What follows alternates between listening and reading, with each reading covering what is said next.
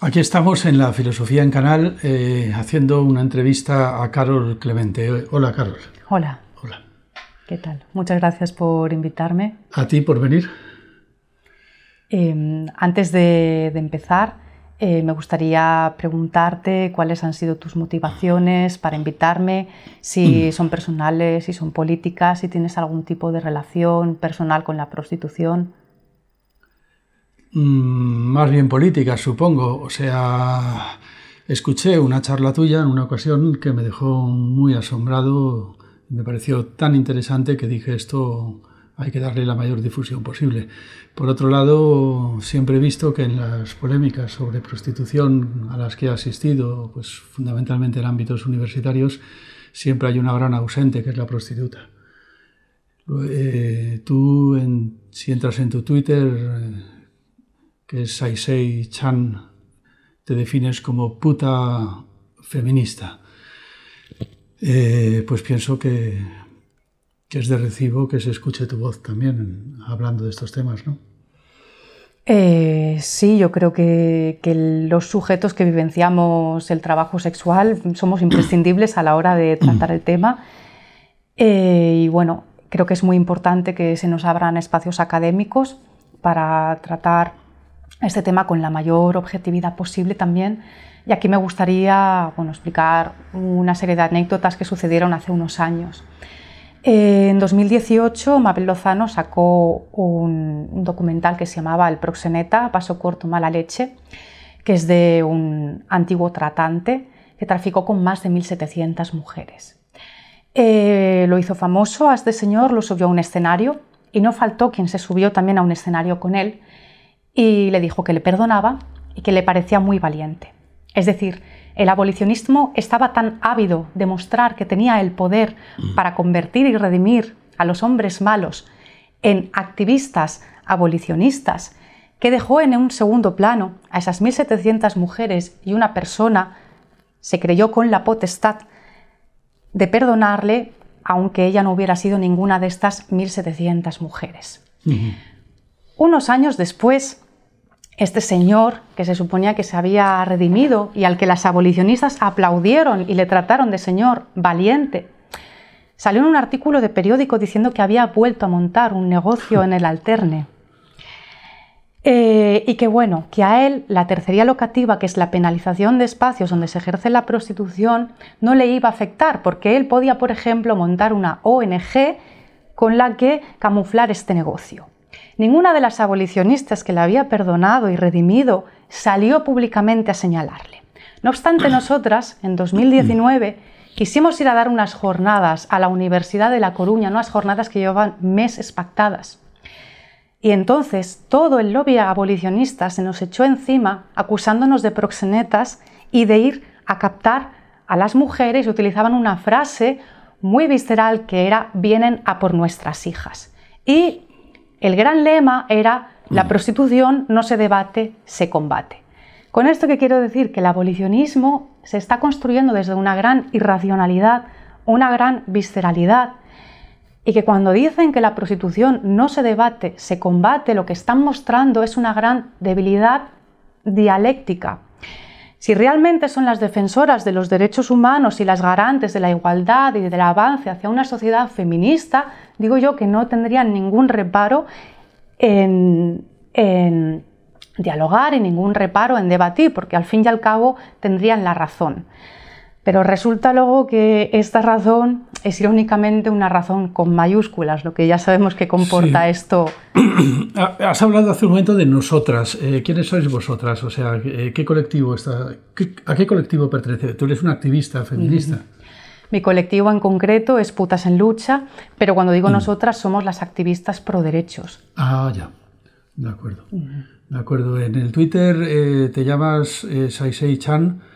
Eres Carol Clemente. ¿Dónde empieza Saisei? ¿Dónde termina Carol? ¿Es un nombre para guardar un cierto incógnito? ¿Es tu nombre de prostituta?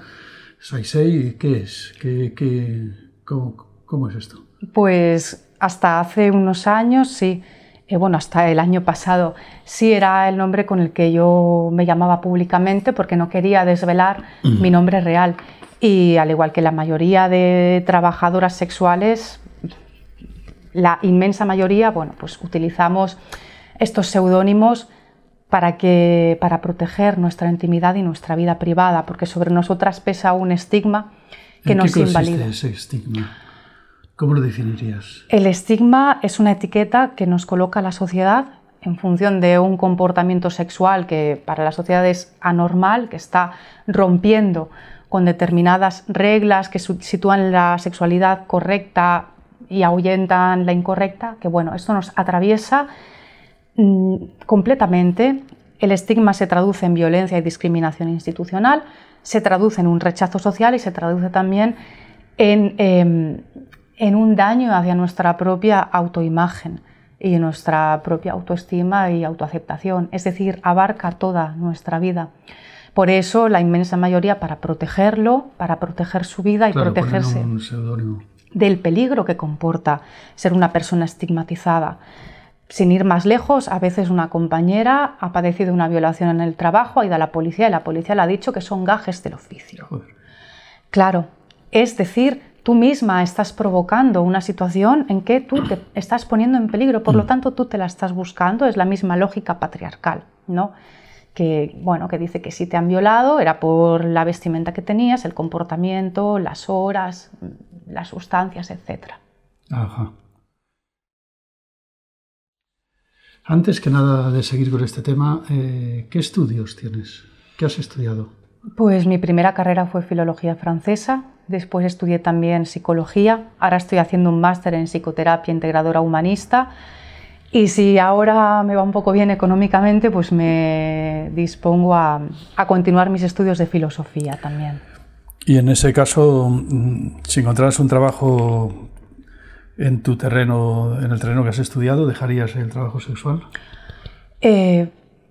Probablemente sí, si ese trabajo me diera para vivir, pero sobre todo lo que me importa es que con mi trabajo pueda contribuir a acabar con todos los estigmas que me han atravesado. Desde luego lo que no dejaría sería tu activismo feminista. No, es que mi trabajo, si claro, todo va bien, formaría parte. Evidentemente. No voy a convertirme en lo que se llama una feminista profesional, porque creo que el feminismo es una cuestión política, no debería reportar remuneraciones, pero sí que quiero enfocar mi actividad laboral a cuestiones políticas. ¿Y qué te llevó al trabajo sexual? ¿Qué te llevó a la prostitución? ¿Fue una elección libre, tú crees? Pues me llevaron una serie de circunstancias con bastantes condicionantes. Yo era una estudiante precaria y bueno, trabajaba eso, en trabajos de estudiante precaria, camarera, ayudante de cocina, limpiar váteres, etc. Pero bueno, llegó un punto en que mis circunstancias familiares pues me generaron muchísimo malestar. Yo tenía un cuadro de despersonalización, de somatizaciones, de ideaciones suicidas, etc. Entonces, obviamente eso me impedía trabajar en un trabajo que me requiriera una cierta energía, como es el trabajo de camarera. Y entonces empecé en el trabajo sexual. De todas formas, esta pregunta me parece una pregunta tramposa, porque si solo damos por válidas las elecciones de aquellas personas que han contado con una total libertad de elección, nadie sería completamente libre porque siempre hay unos condicionantes, aunque sea la herencia o el ambiente. E incluso para salir de esos condicionantes, los puntos de vista desde los que cuestionamos esta herencia y ambiente también vienen dados en un ambiente, con lo cual, bueno, es un camino, bueno, que no tendría fin. Pero es que si decimos que la libertad es la libertad económica de escoger un trabajo u otro, entonces estamos reduciendo la valía de las decisiones a una parte mínima de la población, ¿de acuerdo? Para resolver cuestiones políticas yo creo que no podemos validar o invalidar en función de la libertad. La libertad está muy bien para un debate sosegado frente a un café, pero para abordar las cuestiones políticas tenemos que ver desde un punto de vista pragmático cuáles serían las consecuencias de aplicar un posicionamiento u otro. Guiarnos por purismos de quién es libre o deja de serlo. ¿Son libres las mujeres que van a abortar? Ya, no. bueno, claro, naturalmente. Sí, sí, está bien planteado. Y me gustaría también decir, cuando yo hablo de los malestares psicológicos que me condujeron a la prostitución, que posteriormente me condujeron a una... Lo que te dirían es que resulta extraño que la prostitución no te supusiera un malestar psicológico muchísimo mayor. No, me lo supuso el estigma. Me lo supuso el estigma y este tema querría abordarlo, no desde un punto de vista personal, porque creo que reducir esto a una serie de vivencias personales no tiene sentido. Pero lo que sí quería decir era que exponer esto para mí es un acto político, porque bueno, significa deslegitimar a aquellas personas que invalidan a otras porque tengan un trastorno, un diagnóstico, un comportamiento anormal. Creo que estas cosas hay que empezar a normalizarlas y hay que hablar acerca de ellas con naturalidad. Y luego también decir que sí, que aunque yo padecí una serie de coacciones, no obstante, pese a esto, yo me sigo declarando una persona responsable. De lo que decidiste. De mis elecciones, exactamente. Bueno, de hecho, ya que estás hablando de esto, escuché que tu trabajo de fin de grado trataba sobre el supuesto trauma que lleva a las personas a la prostitución, o que produce más bien la prostitución, el trauma que produce en ellas la prostitución.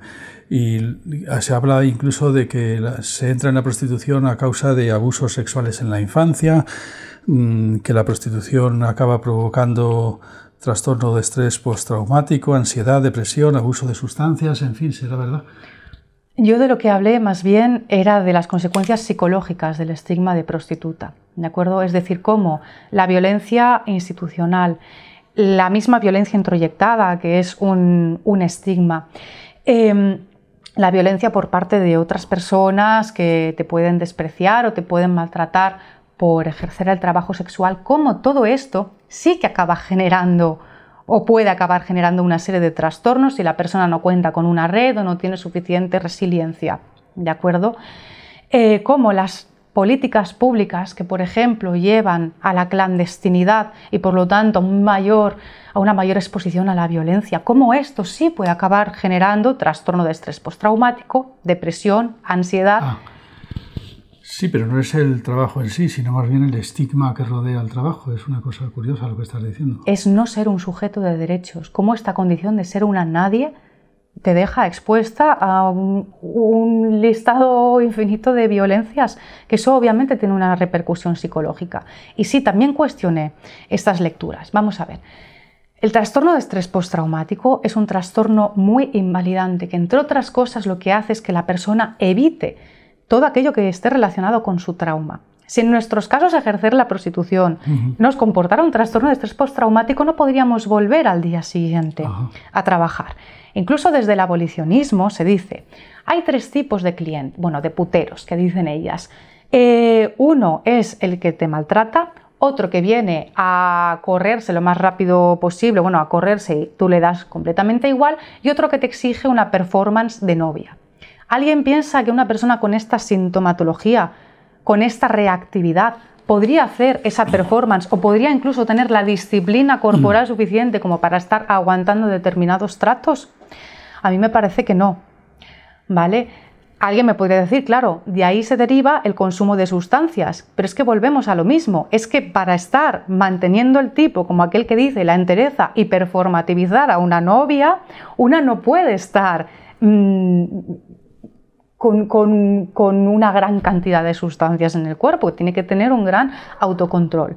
Yo creo que el abolicionismo no se para a analizar aquello que dice desde su mismo punto de vista, no ha desarrollado una autocrítica, es esa visceralidad y esa debilidad dialéctica de la que hablaba. Bueno, yo sí que recuerdo en los años 80, yo creo que un gran porcentaje de la prostitución tenía que ver con el consumo de heroína. No sé si esto lo habéis estudiado. Eran los años 80, todo el mundo estaba enganchado, vamos a ver, la heroína era una plaga. Un verdadero genocidio que se extendió por todo el país. Claro, exactamente, pero me estás hablando de unas determinadas circunstancias sí. concretas que la heroína atravesaba. No digo que la prostitución les llevara a la heroína, sino más bien es al contrario, se financiaban la heroína con la prostitución. Exactamente, y claro que hay casos, pero son casos, es una minoría de la población. De todas formas, y a esto iba también, estos mitos de que el trabajo sexual va ligado a todas estas psicopatologías vienen de una, yo voy a decir, pseudoestudiosa llamada Melissa Farley, que bueno, ha sido criticada, por ejemplo, por el criminólogo Ronald Weitzer, ¿vale? Que dice, bueno, que para empezar las muestras están muy sesgadas. Dicen, las mujeres prostituidas han padecido muchísimos abusos y tienen trastorno de estrés postraumático. Después resulta que estas mujeres vienen de territorios en guerra, ¿de acuerdo? Las mujeres prostituidas tienen elevados consumos de sustancias. Después resulta que la muestra la ha cogido de programas de rehabilitación. Le pregunta, ¿tú padeciste abusos sexuales en tu infancia? Y entonces le dice no. Y la conclusión es, bueno, yo creo que, claro, es un tema tan doloroso que ella misma lo ha bloqueado y de ahí su respuesta. O es un tema tan doloroso que yo creo que se niega a hablar de ello. Las conclusiones ya están puestas al principio, antes de hacer el mismo trabajo de campo, y luego, aunque los resultados del trabajo de campo no se ajusten a las... Lo calzan con... De esto trató tu trabajo de fin de grado, ¿no? De esto trató una parte para desmentir esto. De todas formas, aquí me gustaría hacer una reflexión. O sea, se dice que como hemos sido violadas, de repente parece que como somos irresponsables de nuestros actos. Una mujer violada tendrá una sintomatología bastante dolorosa de recuerdos intrusivos, de rechazo de la sexualidad. Yo no lo niego, pero de ahí a decir que de repente entre en una despersonalización, ya no se reconozca a sí misma como persona. Bueno, es que he escuchado decir que la prostitución es violación pagada, violación pagada, que se paga por violar. Sí, voy a acabar de reformular esto. Sí. De que una persona haya sido violada a que de repente sea irresponsable de sus actos va un trecho bastante largo, que parece que desde esa visceralidad no se está cuestionando. Y entonces yo me pregunto, ¿esto no tendrá que ver con qué es un sujeto para el abolicionismo? ¿Cuál es la sexualidad que tiene que tener un sujeto según el abolicionismo? Porque esto me suena como a un prejuicio patriarcal bastante anclado, que es que una mujer violada es una mujer rota, es una mujer ensuciada, con la cual ya no se puede establecer un matrimonio porque ya está usada y por lo tanto no puede entrar a formar parte de la sociedad. Es decir, deja de ser un sujeto. ¿No está subyaciendo este prejuicio patriarcal detrás de decir que una mujer violada ya no es un sujeto y que por lo tanto estaríamos como reproduciendo un trauma dentro de un prostíbulo? ¿No? Es esta teoría freudiana, ¿no? De la repetición y la compulsión y la pulsión de muerte. Como si una mujer no fuera capaz de reelaborar a posteriori una agresión, ¿no? E incluso como rehacer su vida, ¿no? Y rehacerse psicológicamente.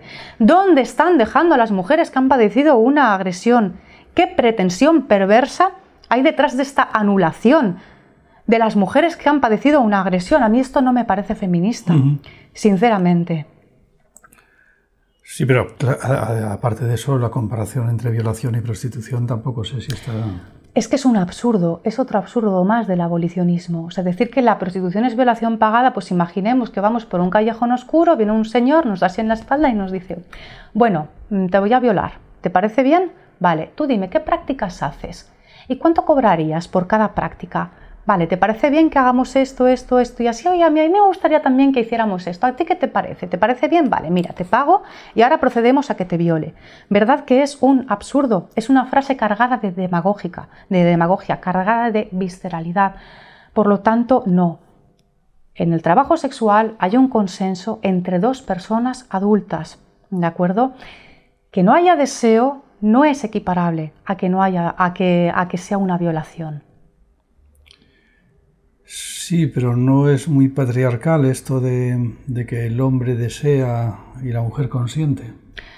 Vale, aquí quería entrar también en el tema de qué es lo patriarcal y desde dónde se construye el feminismo. Porque, ¿por qué que una mujer deseara tendría que ser automáticamente feminista? ¿es que todo deseo es feminista? ¿Desde dónde se construye el deseo? El deseo también está socialmente construido. Por lo tanto, que una mujer desee algo, eso no lo convierte en un acto feminista de entrada.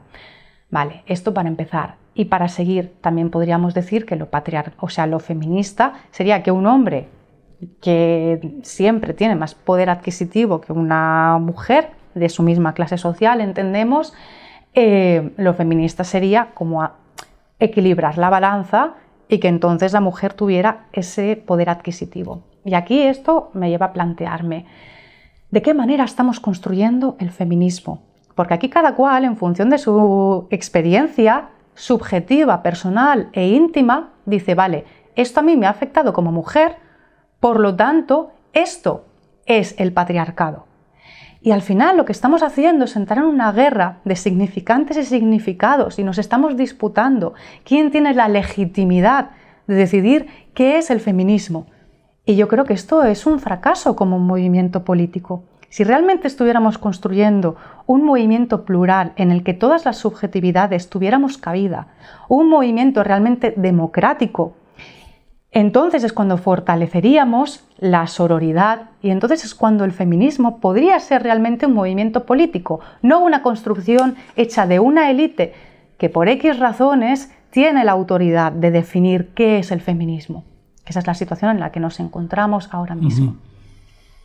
Y que en función de esa posición elitista están dejando atrás las situaciones de muchas mujeres, las están invisibilizando porque importa más mantener un purismo ideológico que realmente atender a esas necesidades. Consecuencia, están echando a las garras del patriarcado a muchas mujeres, las próximas vamos a ser nosotras. Un feminismo que no tiene consecuencias feministas de facto no puede ser feminismo. He escuchado decir que el derecho de las mujeres a prostituiros es el derecho de los hombres a compraros. ¿Es así? Bueno, es que este tipo de argumentaciones ya se vino empleando hace tiempo. De hecho, teóricas abolicionistas bastante importantes como McKinnon, en su momento, que son antiprostitución, antiporno, en su momento se aliaron con los antiabortistas, ¿de acuerdo? Y dijeron que es que el aborto desresponsabilizaba a los hombres de sus actos. Es decir, que como había aborto, eso ya daba a los hombres pie a las violaciones o a tener una relación sexual y luego no encargarse de los hijos, etc., ¿no? Al final, esta serie de argumentaciones lo que rechazan es la potestad que nosotras deberíamos tener siempre sobre nuestros cuerpos, que eso es lo que tendría que ponerse en el centro. Aparte que, los hombres no nos compran. Es eso, nosotras ofrecemos un servicio sexual. Eso no quiere decir que el hombre tenga control sobre nuestro cuerpo. El servicio siempre está pactado previamente. ¿Y funcionan esos pactos? Claro. O sea, ¿se respetan? Claro, es que cuando no se respetan, entonces sí que hay una violación. Claro. Y entonces deberíamos contar con instituciones que nos amparasen. Pero si al final resulta que desde las instituciones se está ejerciendo violencia y discriminación y de alguna forma nos hemos buscado las cosas que nos suceden, entonces ¿qué amparo tenemos? Lo que sí veo es que hay todo un ramillete de insultos habituales hacia las prostitutas que tú misma has colocado en una foto que te pidieron creo que precisamente para un debate, una charla, un debate sobre abolicionismo, te pidieron una foto y tú enviaste una foto tuya apuntando encima todos los insultos que se habían vertido sobre ti. Te habían llamado mercancía, carne humana, palangana de semen, vasija de fluidos, mujer objeto, muerta viviente, violada 30 veces al día, agujero. Bueno, estos insultos tampoco creo que sean que provengan del abolicionismo, me imagino. Estos provendrán de forocoches o algo así, pero ¿o de dónde vienen estos insultos? Bueno, para empezar, la charla tenía unas condiciones un tanto peculiares. Yo iba a dar una parte de la charla, la otra persona iba a dar otra, y luego el público iba a plantear preguntas dirigidas a mí, al abolicionista y a las dos. Y luego el turno de palabras se iba a decidir por sorteo. El sorteo se celebró sin que yo lo viera y me tocaba hablar a mí en primer lugar, y yo pedí que todas las preguntas acerca de prostitución y trata pudiéramos responderlas las dos, y se me denegó. Por lo tanto, yo como acto político hice esta foto, porque como sabía que al final el discurso que iba a prevalecer iba a ser este, pues al menos lo iba a intentar desmontar mediante el sentido del humor. Obviamente decidieron no contar conmigo. No se ha celebrado la charla, no se ha celebrado, ni se va a celebrar. No creo que con las condiciones que yo he puesto se vaya a celebrar, que vuelvo a decir lo mismo, si realmente las abolicionistas son las defensoras de los derechos humanos, todo lo que ellas plantean, o sea, las cosas caerán por su propio peso. No veo cuál es la reticencia a celebrar un debate en condiciones. De todas formas, estos insultos, sí, vienen de las abolicionistas y para mí denotan mucho la forma en que ellas se verían a sí mismas si ejercieran la prostitución. Fijémonos que hay, por ejemplo, insultos que hacen referencia a lo asqueroso, ¿no? Sí. A lo asqueroso, lo repugnante, etc. Como si el semen fuera una cosa repugnante, pero yo pienso, ellas con sus parejas hombres o con sus parejas mujeres, seguro que en el sexo también hay fluidos de por medio, pero no tiene este significado de asqueroso. Entonces, ¿qué es lo que hace que un fluido sea asqueroso? El vínculo emocional, o deje de serlo, el vínculo emocional que hay con la otra persona. Es decir, si la otra persona te tiene en una situación emocionalmente, digamos, protagónica, entonces todo lo que suceda, por más asqueroso que sea, ¿es aceptable? ¿O es que a las mujeres nos define el cómo el otro nos conciba emocionalmente? ¿No? Porque aquí cambian los significados en función del valor emocional que nos dé el otro. ¿No es esto un punto de vista bastante femenino dentro de lo que tradicionalmente consideramos lo femenino? Después está, insultos como muerta viviente o alienada, que lo que niegan es una capacidad de agencia, ¿de acuerdo? Están diciendo que solo el valor emocional que te da el otro te reconoce como sujeto. Si el otro no te da valor emocional, tú dejas de ser un sujeto. Es la misma lógica de si eres un sujeto propio para el matrimonio, eres un sujeto digno de la sociedad. Si no, dejas de ser un sujeto. Hay una lógica muy patriarcal. Y luego, están también los insultos que confunden la parte con el todo, ¿no? Como agujero, etc. Es decir, que una mujer que tenga una conducta sexual anormal es eso, deja de ser vista como una persona, es automáticamente deshumanizada. Y estos insultos también invisibilizan que nosotras no solo tenemos una identidad como trabajadoras sexuales, tenemos múltiples identidades. Y a lo mejor somos las mujeres con las que conviven en otros espacios, en la cafetería, en la panadería, etc. Y a las que saludan con normalidad y ellas no lo saben.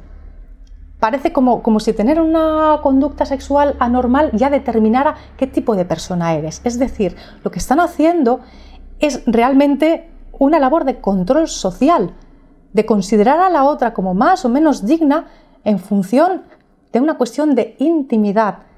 Es tan radical esto de considerar a una mujer de una forma u otra en función de su intimidad, porque recuerdo que el terreno de la intimidad y del hogar y de las emociones siempre ha sido un terreno patriarcalmente femenino.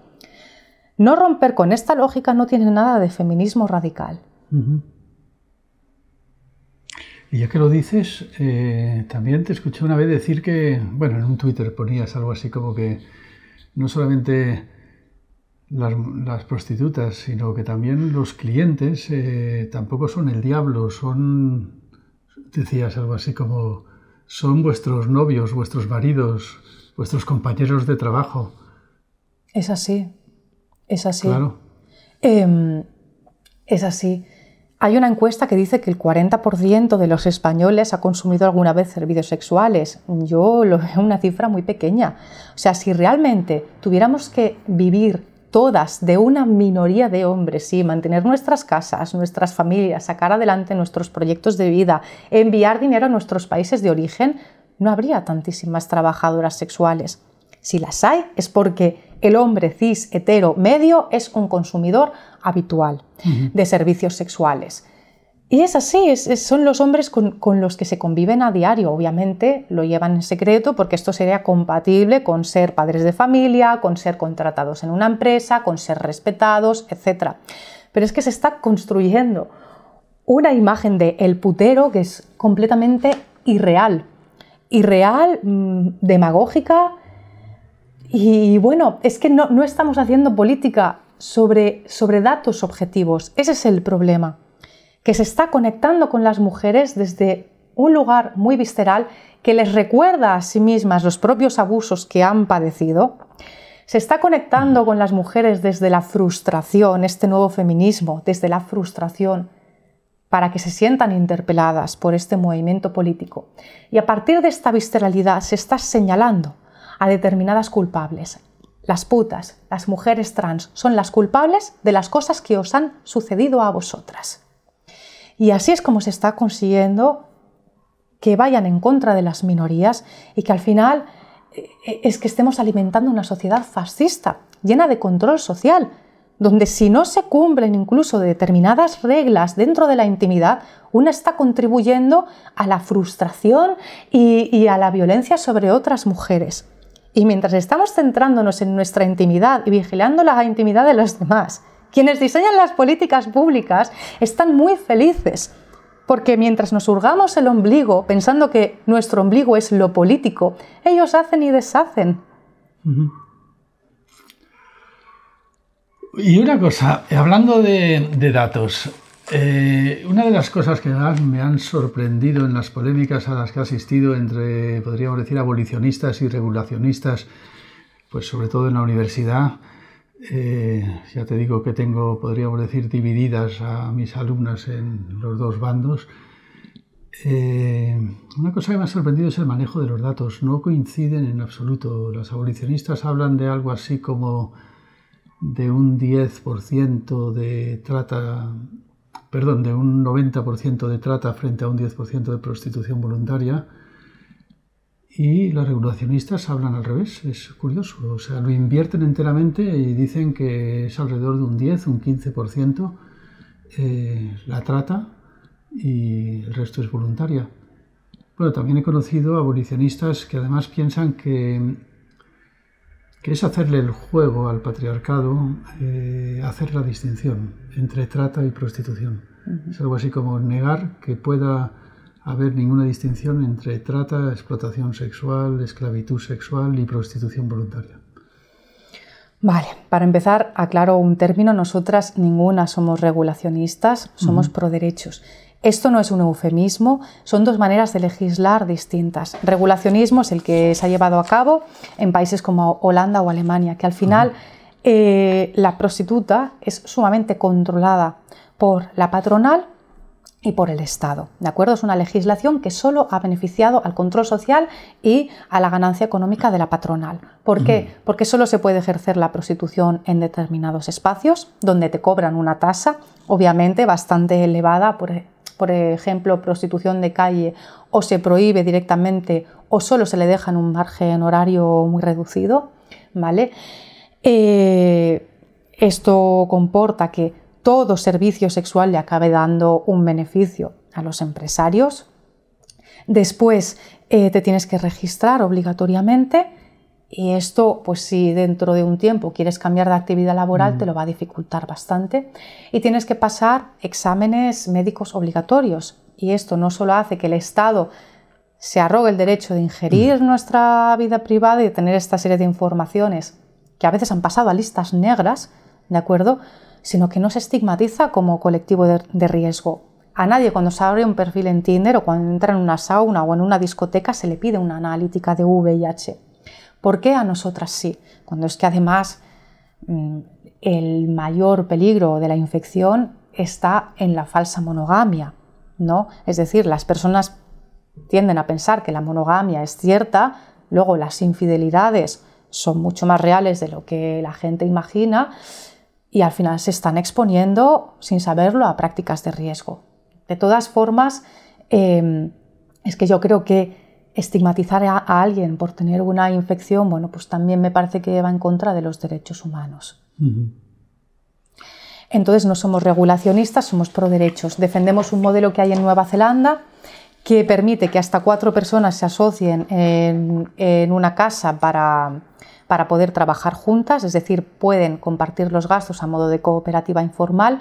No más de 4 personas pueden trabajar en el mismo espacio, eso también desincentiva que alguien se pueda lucrar del trabajo sexual de otra persona. Se puede ejercer prostitución en la calle, no hay un registro obligatorio ni hay tampoco un control sanitario obligatorio. Esto es el modelo despenalizador o pro derechos, que es el que nosotras defendemos y el que se implantó en Nueva Zelanda en el año 2003 y ahora también recientemente en Bélgica. Entonces, después de esto, el tema de la trata. No hay ningún estudio riguroso que defienda que la trata es un 90%. Esto es otra vez una afirmación demagógica, ¿vale? Cuya finalidad es generar muchísimo pánico moral y pánico social para instrumentalizar la trata, ¿no? Y que la gente vaya en contra de los derechos de las trabajadoras sexuales, ¿vale? Generar una corriente de opinión pública. La ONU hizo un estudio en que contabilizó a todas las víctimas de trata detectadas y siendo conscientes de que seguramente se contabilizaban a la baja, las multiplicó por 20 y llegaron a la conclusión de que entre un 14 y un 15% de mujeres en la prostitución estaban en situación de trata. Aquí el CIDCO hace un recuento y más o menos creo que cada año como mucho hay unas 300 víctimas de trata localizadas, o sea, identificadas, perdón. Si eso lo multiplicamos por 20, nos da un total de 6.000 prostitutas. 6.000 prostitutas no es ni de lejos el 90% de las prostitutas de todo el Estado español. Vale. Al margen de esto es que la trata es una realidad mucho más amplia y compleja que la prostitución. ¿De acuerdo? Hay trata en el textil, hay trata en el campo, hay trata en el trabajo del hogar, en el cuidado de personas mayores, en la hostelería, en la construcción. ¿Vale? La OIT tiene un informe que dice que en el mundo hay 40 millones de personas en situación de trata, de los cuales 4,5 están en la prostitución forzada. Por ejemplo, hay 3 veces más de trata en el matrimonio forzado. ¿De acuerdo? Que son, pues sí, unos 15 millones de personas.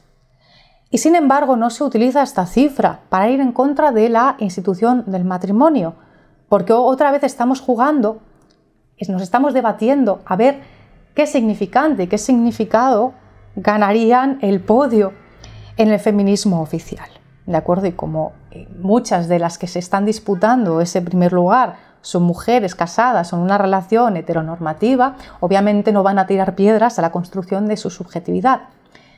Es más fácil culpabilizar a las malas mujeres del caos en el mundo que cuestionarse a ellas cómo estarían contribuyendo con sus elecciones a un heteropatriarcado, ya que a ellas el heteropatriarcado les ha dado un lugar de garantes del orden y de la moral.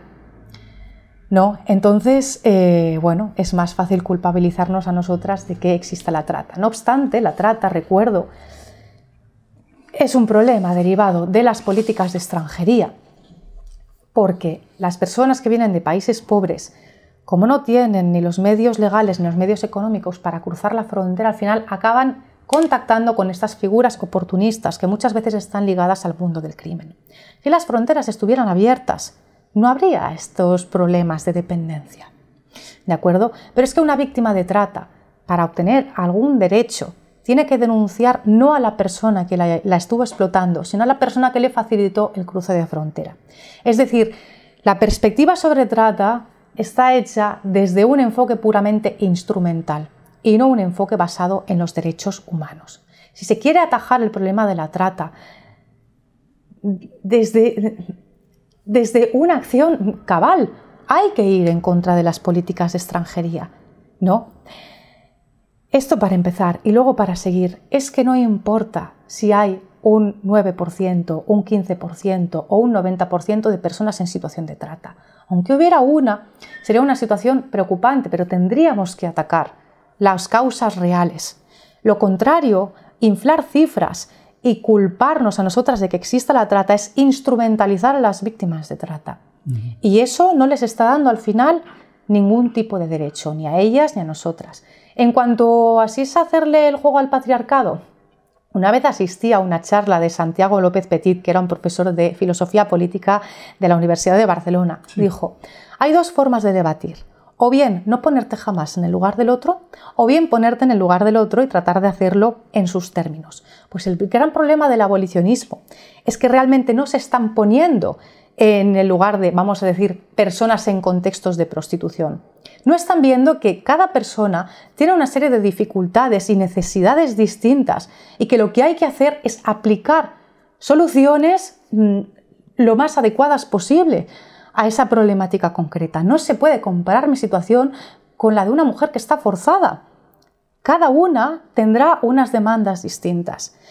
Pensar que todo es la misma violencia sexual, en el fondo es proyectar la propia violencia sexual que se ha vivido o que una teme vivir, ¿de acuerdo? Si no ha tenido afortunadamente ninguna experiencia de este tipo. Y pensar que a las mujeres lo peor que les puede pasar es el sexo sin deseo. Pero no plantearse que más allá de eso hay otras violencias institucionales y otras violencias que recorren las vidas de las mujeres y que por lo tanto no se puede meter todo en el mismo saco porque luego es contraproducente. Cuando se aplican políticas abolicionistas, se está mandando a la clandestinidad no solo a las trabajadoras sexuales, sino también a las víctimas de trata. Una víctima de trata está condenada a pagar una deuda, ¿de acuerdo? Y esa deuda la va a tener que pagar, haya la política que haya en materia de prostitución. Cuanto más la clandestinices y más penalices al cliente, más poder estás dando al cliente, que va a exigir más servicios por menos dinero, y más estás condenando a esa mujer a estar más tiempo en situación de trata. Que cuidado, no lo estoy defendiendo. Estoy describiendo, que no prescribiendo, estoy describiendo las consecuencias de aplicar determinadas políticas. Hasta hoy en día, las asociaciones que atienden a prostitutas han sido muchas veces el único vínculo de estas mujeres para acabar formándose una red y un día denunciar o salir de la situación de trata. Si ahora se van a la clandestinidad, ¿cómo van a acceder estas asociaciones a ellas? Ya empieza a cundir el pánico, ya se empiezan a cerrar los locales de prostitución a raíz de que peligra la aprobación de una ley abolicionista. Si antes de aprobarla ya estamos en esa situación, ¿qué va a suceder? Es que estamos llevando a la clandestinidad a las personas. Si se quiere acabar con la trata, hay que atacar las políticas de extranjería. No nos queda otra. Pero, ¿y tan mal resultado ha dado el abolicionismo en Suecia? En Suecia no se ha acabado con la prostitución. Desde el año 99 no se ha acabado con la prostitución. El estudio de campo dice que se han cuadruplicado los perfiles en las páginas web.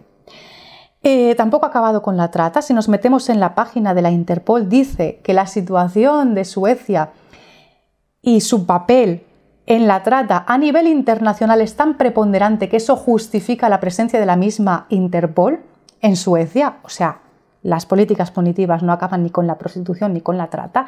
Lo único que se ha llevado es una clandestinidad. Desapareció la prostitución de la calle y se fue a espacios cerrados, donde es mucho más difícil de ver y de detectar, en forma de salones de masaje, tailandeses, todo camuflado. Pero es que al margen de eso se está ejerciendo muchísima violencia institucional contra las trabajadoras sexuales. Hay muchísimas quitas de custodia, hay muchas psicopatologizaciones, se desahucia a las trabajadoras sexuales porque si tú alquilas un espacio a alguien para que ejerza la prostitución, eres considerado proxeneta y si no le echas, el Estado te puede retirar tu propiedad.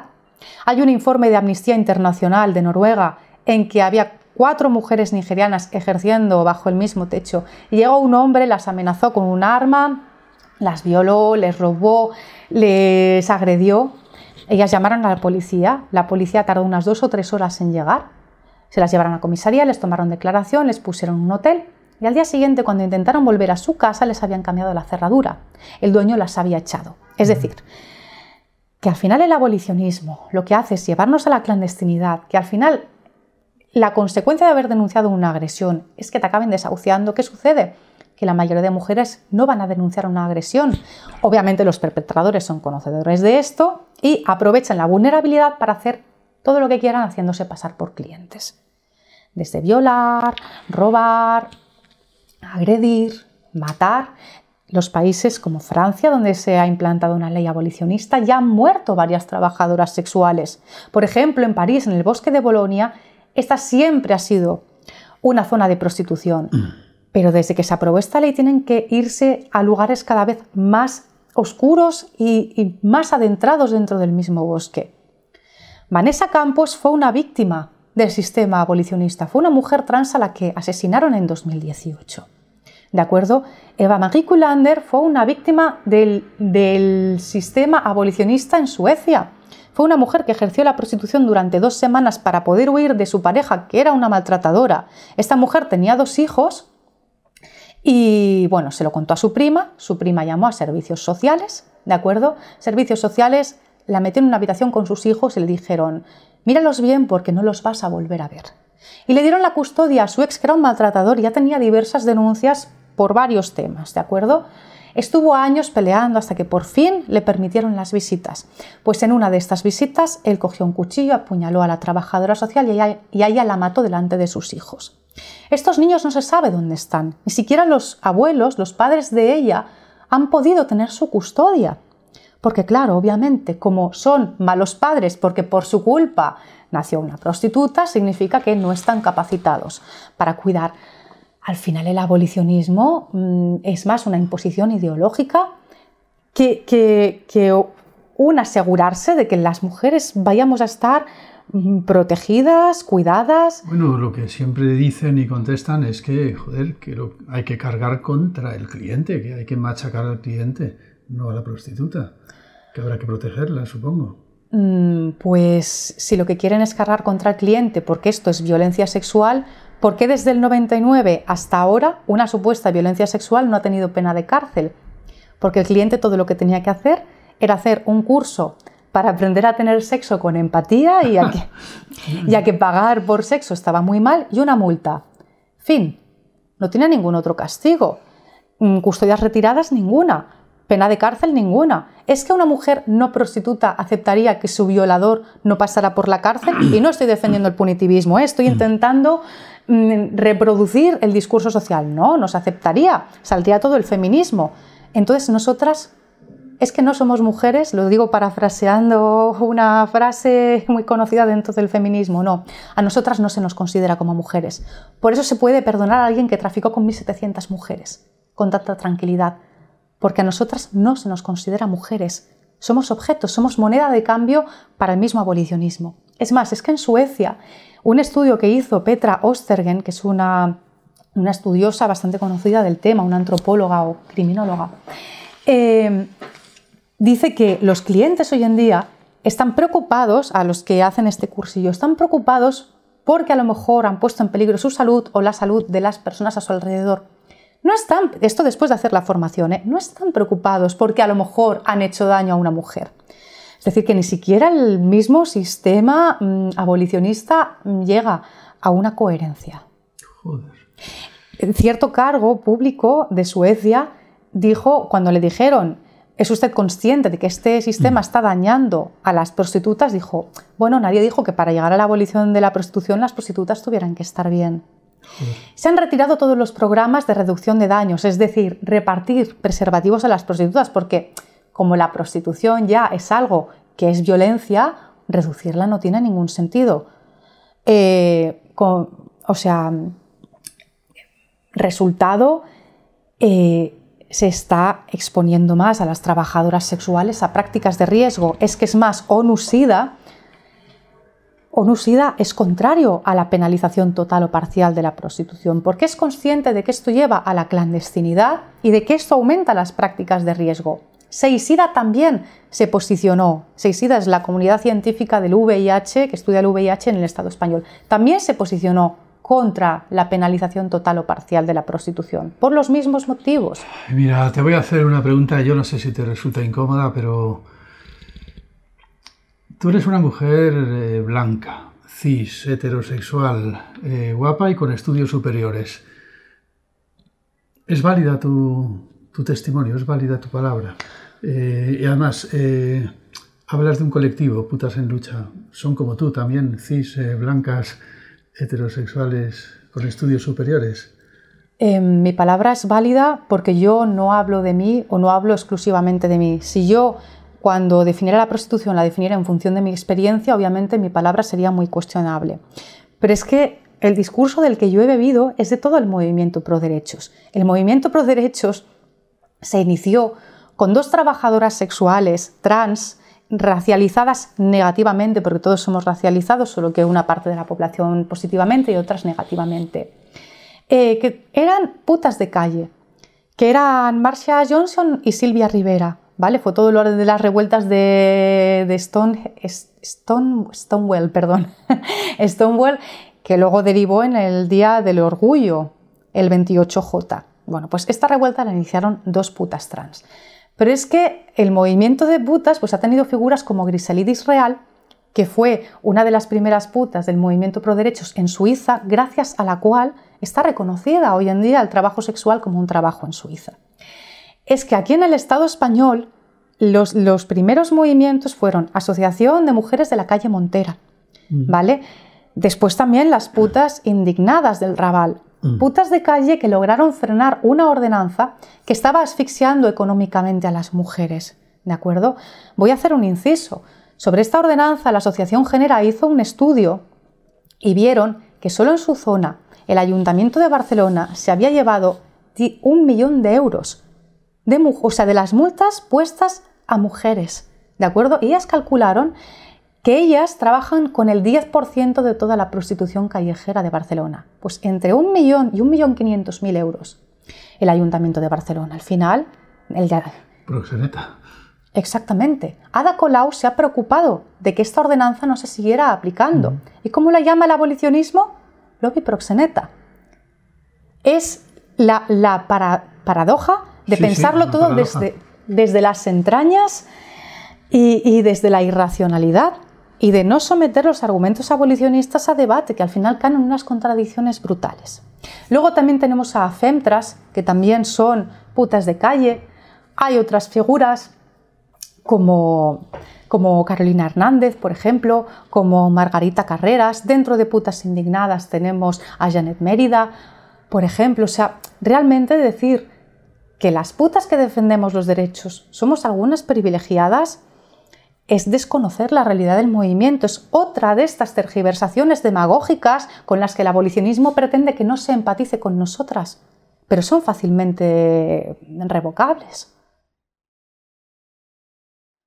El problema de no visibilizar a estas activistas que son putas de calle es que socialmente tampoco se visibiliza todas las denuncias que hacen. Estas mujeres llevan años padeciendo las multas de las ordenanzas municipales y de la ley Mordaza. La única manera de acabar con esas multas, que tanto si son hacia ellas como a sus clientes les afectan, porque los clientes que dejan de ir al polígono o a la calle Montera o donde sea, se irán a espacios privados, a clubs, se irán a pisos, donde posiblemente la trabajadora esté compartiendo su ganancia con un tercero. Es decir, esto está precarizando a las mujeres. Pero el problema de no visibilizar a estas figuras, como decía, es que la sociedad tampoco acaba siendo conocedora ni empatizando con toda la violencia institucional que padecen y con su reclama de ser reconocidas como trabajadoras para salir de este binomio absurdo en que o bien eres una delincuente y te multo, o bien eres una víctima y multo a tu cliente. O bien eres las dos cosas a la vez y os multo a los dos. ¿De acuerdo? Y además que las multas a los clientes, bueno, han comportado una gran precarización de las compañeras, exponerlas más a prácticas que antes no querían hacer, exponerlas al peligro, a la clandestinidad, a lugares cada vez más alejados. Muchas veces cuando se ha multado a la trabajadora sexual con su nombre, sus apellidos y su dirección, se ha enviado esta información a casa del cliente, que puede ser que es una persona que ella no conocía de nada, es decir, la están exponiendo a más vulnerabilidad. Hay gente que no ha podido renovar su documentación por unas multas, faltas administrativas que no ha podido pagar. Entonces, es muy necesario reivindicar a mis compañeras y reivindicarlas como sujetos, porque cuando solo se visibilizan como víctimas por este imaginario social de que la puta de calle no es una víctima y no puede ser más que esto, ¿no? O bien es una víctima o bien nos molesta, y siempre hay un imaginario muy negativo hacia ellas. Si se las reivindica como víctimas, al final se da poder a las instituciones sobre ellas, pero no se les está dejando decidir como sujetos lícitos que son, porque es el clasismo el que hace que no se las vea como sujetos lícitos, ¿no? Como son pobres, pues entonces ya será que no tienen suficiente capacidad de decidir por sí mismas. Por eso el abolicionismo también hace esta distinción entre putas pobres y putas privilegiadas, desde ese clasismo, pero es que al final eso no ayuda a abordar realmente los problemas. Y una cosa que he escuchado a menudo es que se tilda al abolicionismo de un cierto puritanismo sexual, mientras que el regulacionismo o los proderechos pasáis por ser más liberales. Pero bueno, ¿cómo debería de ser una revolución feminista para entender la sexualidad? Yo, para empezar, personalmente, llamar a una abolicionista puritana no creo que sea lo más indicado, ¿no? Porque es que cada cual tiene su sexualidad y todas deberían ser respetadas, ¿no? Siempre y cuando no comportaran, pues eso, violentar a otra persona, siempre y cuando respetaras la integridad física y psicológica de la otra persona y todo entrara dentro de unos pactos, yo no veo cuál es el problema, ¿no? Si una persona quiere ser monógama y solo tener sexo con sentimientos de por medio, yo no veo cuál es el problema, no me parece lógico insultarla. Luego, sobre esta disputa, es que se está confundiendo a las proderechos con las prosex. Las prosexo son una corriente dentro del feminismo que lo que quieren es dar una visión positiva a la sexualidad, es decir, sacarla de todo este tremendismo culposo con el que nos han educado, obviamente como mecanismo de control social. Pero es que una cosa es eso y otra cosa es el movimiento pro derechos, que lo que reivindica es un cambio legislativo y un acabar con el estigma. Son dos cosas que no siempre tienen por qué ir ligadas, y es más, desde el movimiento pro sexo a veces ha habido como un cierto... ¿Cómo lo diré yo? Como una cierta banalización del trabajo sexual. No por ser trabajadora sexual, a una le encanta el sexo y es súper promiscua. Al trabajo sexual conducen una serie de condicionantes. Una condición económica, una cuestión de migración, ser mujer trans, porque el mercado laboral está cerrado para ellas, etc. ¿Que son dos posiciones reñidas? No, pero no hay que banalizar problemáticas sociales grandes y tampoco hay que convertirnos a nosotras en la imagen de la liberación sexual, ¿de acuerdo? Porque eso también es una cierta cosificación y no corresponde a la realidad. ¿Cuántas compañeras no he tenido yo que entre cliente y cliente se ponían a rezar? Sí, o sea, realmente todo lo que sea definir a un colectivo desde una determinada imagen es una caricatura, y como caricatura es deshumanizante.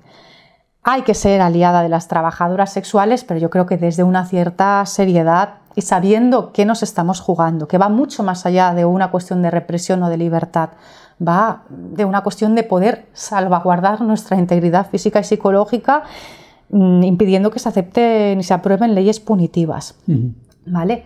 Y luego, con respecto a cuál sería para mí la verdadera libertad sexual, he traído aquí un libro que es este, lo voy a enseñar, es El pensamiento heterosexual y otros ensayos de Monique Wittig. Lo estaba leyendo el otro día y hay un fragmento que me parece interesante. Dice, en el campo dialéctico creado por Platón y Aristóteles encontramos una serie de oposiciones inspiradas en la primera tabla matemática pero deformadas. Por ejemplo, en la serie 1, el ser absoluto no dividido, la divinidad en sí, encontramos varón y luz, términos que a partir de ese momento nunca abandonan su posición dominante. En las otras series figuran los términos problemáticos: el pueblo, las mujeres, las esclavas del pobre, lo oscuro, los bárbaros que no pueden distinguir a los esclavos de las mujeres, todos ellos reducidos en los parámetros del no ser. Porque el ser es el bien, lo masculino, lo recto, lo uno, es decir, lo que es divino, mientras que el no ser es todo lo demás, varios, lo femenino. etc. Y luego hay otro párrafo que me gusta mucho que dice: para nosotras la necesidad de cuestionar la dialéctica supone realizar una dialectización de la dialéctica, cuestionarla en sus términos y en sus oposiciones como principios, así como en su funcionamiento. Es fundamental prestar atención a este proceso que se dio en la historia de la filosofía, cuando se produjo un salto de la deducción a la interpretación y a la contradicción, o dicho de otro modo, cuando se pasó de las categorías matemáticas instrumentales a categorías normativas y metafísicas. ¿Yo cómo interpreto esto? Que lo radicalmente feminista no es sustituir una categoría que ahora tenga la autoridad por otra categoría que ocupe ese lugar de autoridad, sino que es acabar con los lugares de autoridad, es dejar de decir qué sexualidad es lícita y qué sexualidad deja de serlo. Para mí lo realmente revolucionario sería educar a las niñas y los niños desde que son pequeños a que hay diferentes opciones. Para empezar, naturalizar la sexualidad, ¿de acuerdo? Dejar de darle un enfoque tremendista. Obviamente, también tener en cuenta la madurez emocional, psicoemocional de una persona a la hora de darle a entender que la sexualidad es cualquier cosa, ¿no? O sea, acompañar en este proceso de evolución, pero educar en la naturalidad hacia la sexualidad.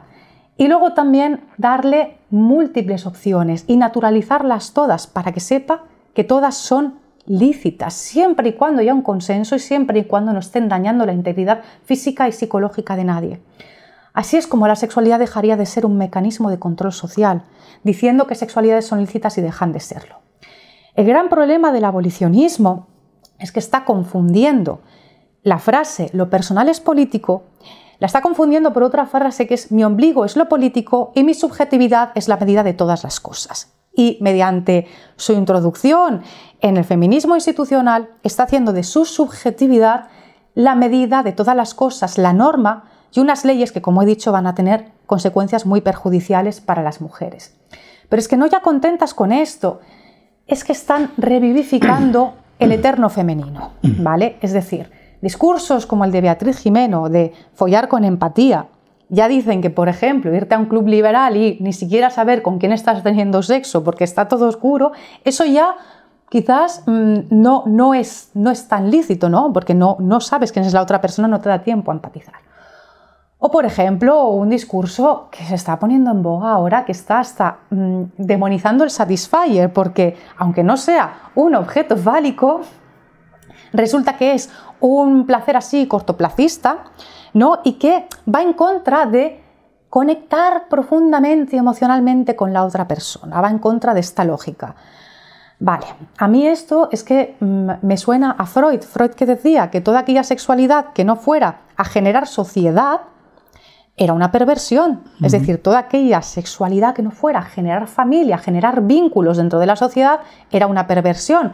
De ahí la lesbofobia, de ahí el tildar el orgasmo clitoriano como orgasmo inmaduro, etc.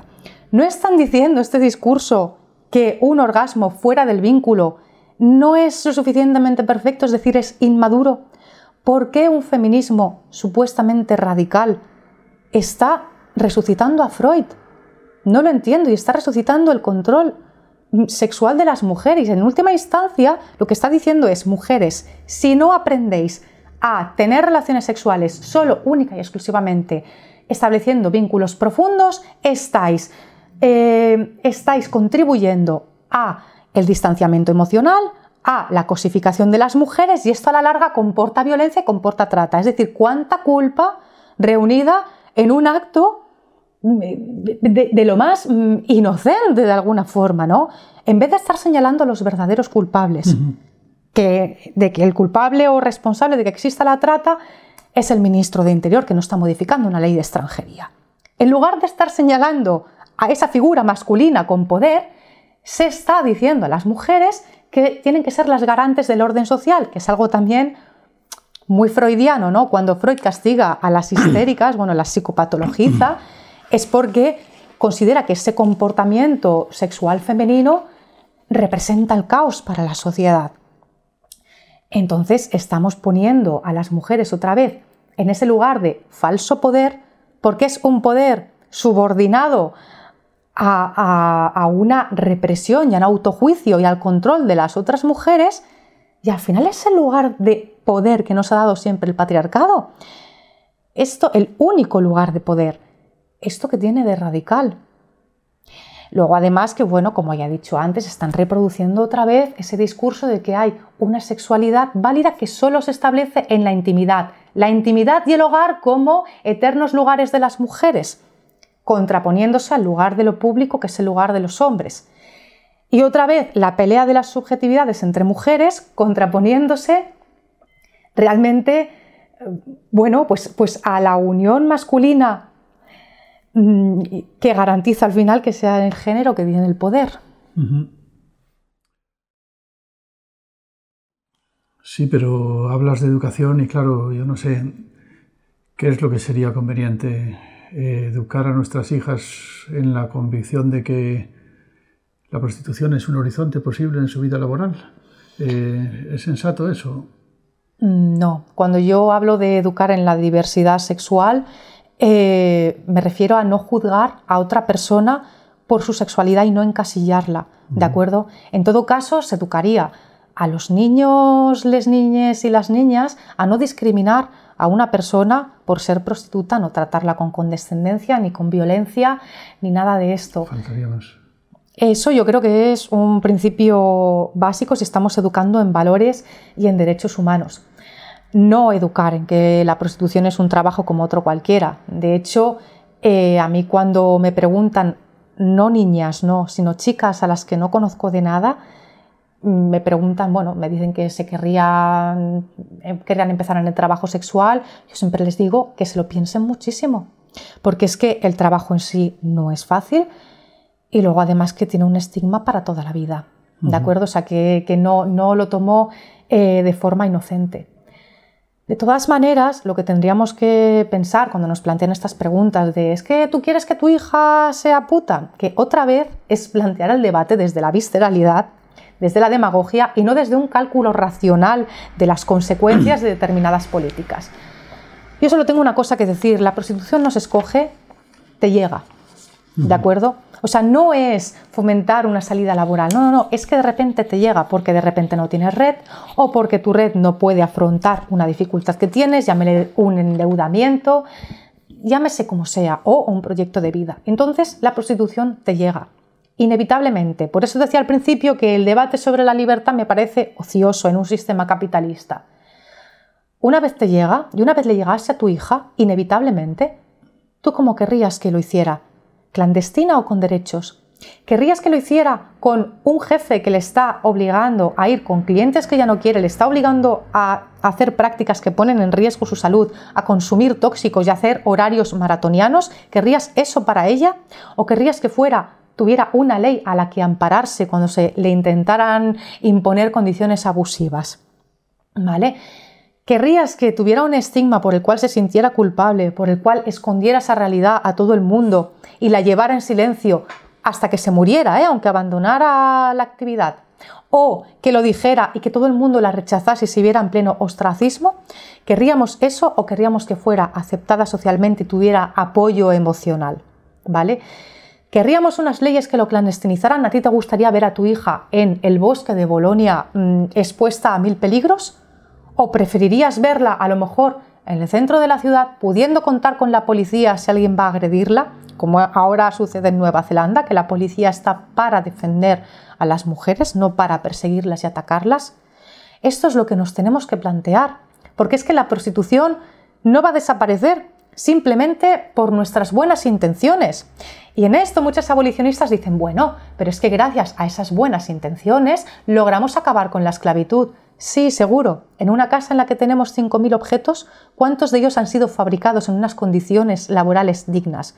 El mundo occidental vive y el consumismo se reproduce gracias a la esclavitud que hay. Es muy autocomplaciente decir que nuestros valores europeos acabaron con la esclavitud y es muy racista, es invisibilizar las grandes desigualdades que hay. Y hablando de esclavitud, es que precisamente si el mundo laboral no tuviera las pésimas condiciones que hay, no habría tantas mujeres en la prostitución. Si se permitiera a las migrantes sin papeles entrar en el mercado de trabajo formal, quizás no habría tantas mujeres en la prostitución. Sí, ya veo que siempre acabas en eso.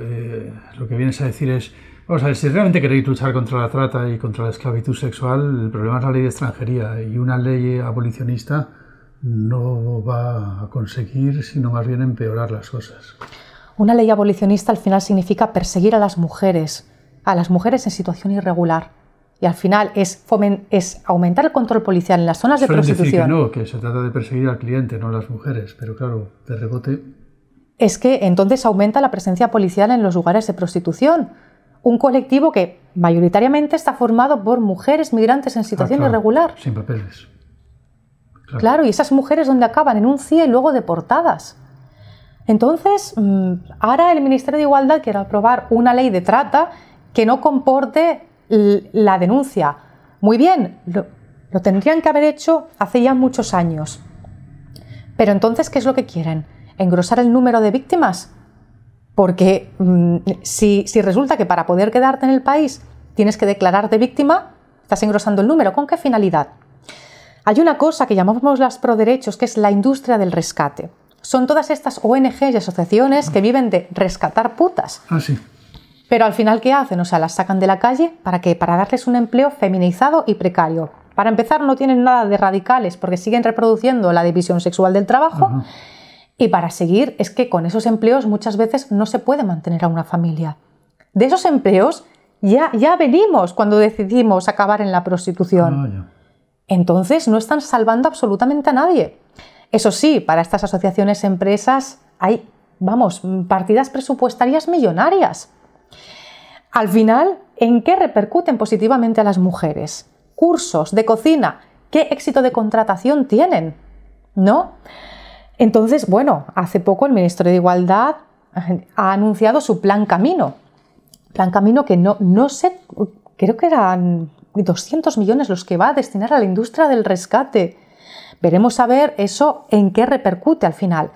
Y esto por no hablar de la gran mentalidad de asistencialismo y paternalismo que muchas veces hay en este tipo de asociaciones. Hace año y medio, APRA, Asociación por la Reinserción de la Mujer Prostituida, tuvo varias denuncias de mujeres que habían trabajado ahí, de asistentes sociales, psicólogas, etcétera, que denunciaban mobbing, denunciaban que no había materiales suficientes como para atender bien a las mujeres, pero es que a las mujeres usuarias del servicio se las maltrataba de tal manera que muchas de ellas tenían que volver a la prostitución y acababan psicológicamente mucho peor después de ese recurso de lo que ya habían entrado.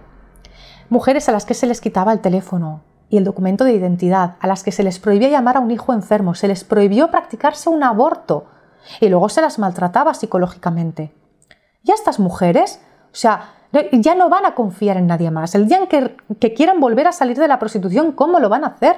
Si les han demostrado que la única puerta de salida estaba llena de trampas. Pues así funciona muchas veces la industria del rescate. Pero ahora tenemos un Ministerio de Igualdad progresista por primera vez. No sé, ¿tú no te sientes reconocido en sus políticas? El Ministerio de Igualdad presentó el primer borrador a la ley de solo sí es sí, en el que no figuraba la palabra prostitución, respetando el consenso, la falta de consenso dentro del movimiento feminista. Cuando ya hubo pasado el periodo de reclamaciones, pusieron una enmienda que fue la recuperación de la tercería locativa, es decir, castigar a las personas que nos alquilaran un lugar donde ejercer la prostitución, ¿vale? ¿Esto qué iba a significar? Pues como he explicado, desahucios, clandestinidad, etc., ¿vale? Se negó a escuchar nuestra voz, estuvimos reclamándoselo mucho tiempo hasta que por fin nos recibió... Irene. No, Irene no, Pam. Y la segunda vez que nos recibió, nos dijo que mejor que apoyásemos esa ley porque si no el PSOE iba a sacar una mucho peor. Al final, esa ley, gracias al apoyo de las alianzas políticas, se retiró lo de la tercería locativa, pero la ley del PSOE ha salido igual, va a salir igual y con el apoyo de Podemos que le dio luz verde para que se tramitara. Una de las cosas graves de esta ley fue que ponía en el centro el consentimiento de las mujeres, pero en nuestro caso decía que cualquier persona que se beneficiara de nosotras económicamente, aunque fuera alquilándonos un espacio, sería considerada proxeneta aún con nuestro consentimiento. Otra vez dejamos de ser consideradas mujeres, somos consideradas niñas a las que hay que tutelar. O sea, ¿vale? Solo si es sí, excepto si lo dices tú. Exactamente. Otra vez volvemos a la lógica de que como para ellas es una agresión sexual, la mujer sexualmente agredida deja de ser un sujeto, ¿no? Sexualmente agredida con un billete de por medio deja de ser un sujeto en una ley que fomenta el consentimiento de las mujeres. Pero es que otra cosa muy grave de esta ley era que obligar a una persona a mantenerse en la prostitución durante un número indeterminado de veces tenía una pena menor a la persona que nos alquila una habitación para trabajar. Era una paradoja. Y que la persona que, la mujer no prostituta que padecía una agresión sexual, su agresor tenía una pena mayor que la persona que nos alquilaba una habitación, para trabajar. Es decir, que para ellas habían agresiones sexuales más graves, que son las de las mujeres normales, sus votantes, y agresiones sexuales menos graves, que somos nosotras, el objeto instrumentalizable para llevar a cabo unas determinadas políticas. Ya. Entonces a mí me parece muy cínico, muy cínico. No solo esto, no contentas con esto, en el 2020, cuando después del confinamiento toda la población trataba de recuperarse económicamente, bueno, vuelvo atrás, voy a hablar del confinamiento. Primero iban a dar un ingreso mínimo vital a todas las mujeres en contextos de prostitución, ¿vale? Después de esto, en el segundo borrador, la palabra prostitución desapareció y solo le iban a dar esta ayuda a mujeres víctimas de la explotación sexual. Es decir, que o eras una víctima o no te merecías que te ayudasen, porque eras una mala mujer y por lo tanto una mala víctima. Claro. Y como estabas fomentando el patriarcado, no te merecías que te ayudasen. Pero es que después de esto, en 2020, cuando toda la población en verano volvió a salir a la calle a intentar recuperarse económicamente, Irene Montero escribió una carta a las comunidades autónomas pidiendo que se cerrasen los clubs. Porque claro, era un posible foco de infección. ¿Cómo es esto? O sea, entonces, el resto de espacios de intercambio, o sea, y estaban vigilando todas las relaciones sexuales. O sea, estaban vigilando cómo las personas, si simplemente mantenían relaciones sexuales con sus parejas legítimas de siempre o se relacionaban con otras personas. No, ¿verdad que no? Pero vale, digamos, bueno, aceptemos que esto es una política sanitaria necesaria. ¿Es que Irene Montero dio alguna alternativa habitacional a las personas que viven y trabajan en clubs? No, ni ninguna ayuda. Es que durante el confinamiento muchas compañeras tuvieron que irse a vivir a casa de clientes. Es así, o tuvieron que quedarse en un club donde al final les cortaban el agua y la luz, los mismos dueños de los clubs. Hubo compañeras bebiendo agua estancada de un pozo. Hubo compañeras que pedían a los agricultores que por favor las contratasen y ellos les decían que no por venir de donde venían. O sea, hemos tenido situaciones de crisis social y el Ministerio de Igualdad no ha hecho absolutamente nada. Después saca la penalización de la tercería locativa y después se alía con los socialistas y con el Partido Popular para dar luz verde a esto, que por cierto, la tercería locativa formaba parte del Código Penal franquista. ¿Qué hace Podemos? Recuperando una ley franquista. Esta es la mayor paradoja ya a la que nos podíamos enfrentar, un partido de democracia participativa recuperando una ley dictatorial. ¿Pero qué es lo que dice? Que se penalizaría a cualquier persona que nos alquilase un espacio donde ejercer la prostitución. Bueno, y luego aparte esto de decir que todas necesitamos atención psicológica, pero ¿en qué sentido? Porque se supone que nuestra sexualidad anormal tiene que venir sí o sí de traumas. Sí, o provocar los traumas. Es mucho decir, sí, efectivamente. Y esta es otra crítica que yo tenía al feminismo radical, que está volviendo a reificar la noción mujer de una forma muy indirecta y muy escondida, porque claro, es que ellas son abolicionistas del género al mismo tiempo, ¿no? ¿Cómo puede ser abolicionista del género y decir que hay una cosa que es válida para todas las mujeres? Estás reificando una categoría, que hay una sexualidad válida para todas las mujeres. Estás reificando una categoría. No se sostiene. Bueno, pero en lo que se insiste Es un tema que filosóficamente a nosotros nos interesa mucho, sobre todo en mi canal y a mí que soy profesor de filosofía y en la facultad a mis alumnos, claro, que es el tema de la dignidad. La dignidad es el tema que recorre toda la historia de la filosofía, ya desde Sócrates, pues podríamos decir es que una vida sin dignidad no merece la pena. Es verdad que se puede vivir sin dignidad, pero el problema está en si te merece la pena vivir sin dignidad, si te merece la pena, diría Platón, pues vivir sin verdad, sin justicia, sin belleza. Pues una vez que pierdes ese horizonte de la dignidad humana, pues a veces es que ni siquiera te merece la pena, hasta el punto de que hay personas que para no perder la dignidad pues son capaces de perder la vida, ¿verdad? Esto es una cosa, una constante en toda la historia de la humanidad. Y claro, siempre se piensa que el sexo y la dignidad tienen algo que ver, y es lo que yo no veo tan claro, ¿no? Hubo una época en la que, una época muy larga de la humanidad, y hasta hace no tanto tiempo, que se consideraba que una mujer perdía la dignidad si perdía lo que llamaban la honra, el himen, la virginidad, no sé, la flor, que dice el pueblo gitano, ¿no?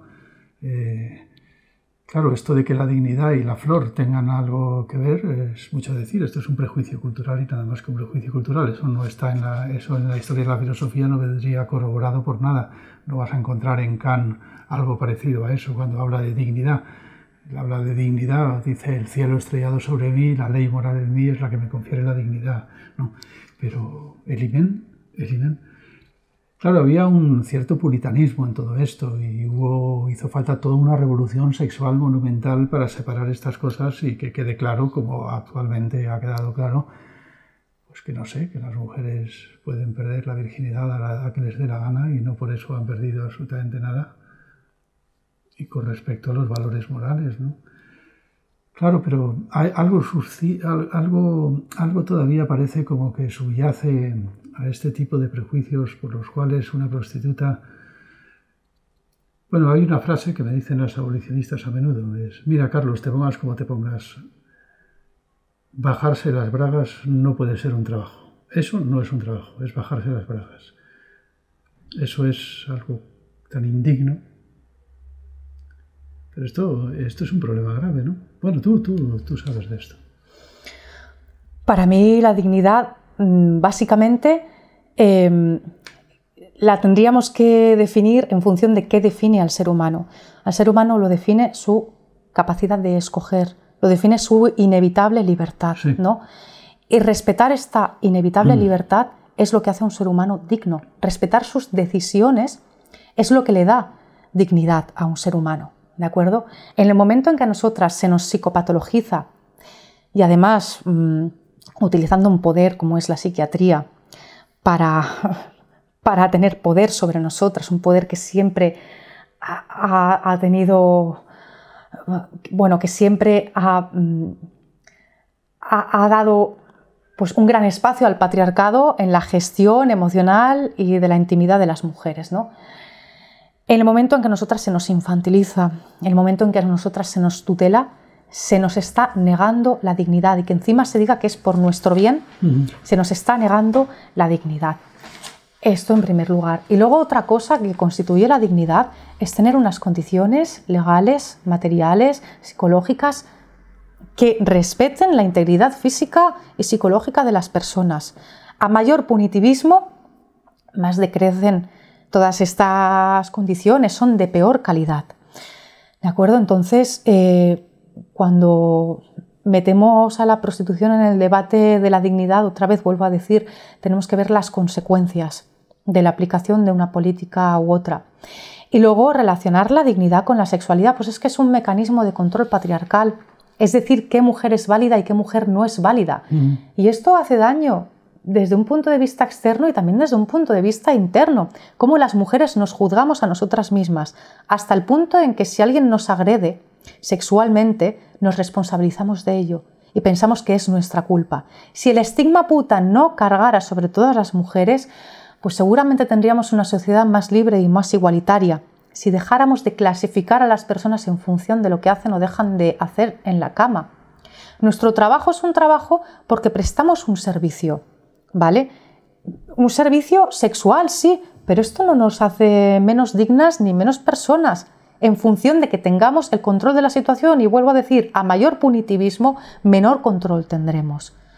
Así que por hacer prevalecer una moral sexual de las mujeres que tienen el poder simbólico de toda la sociedad, que es la mujer burguesa, blanca, de clase media, paradójicamente ahora sustentada por Podemos, ¿no?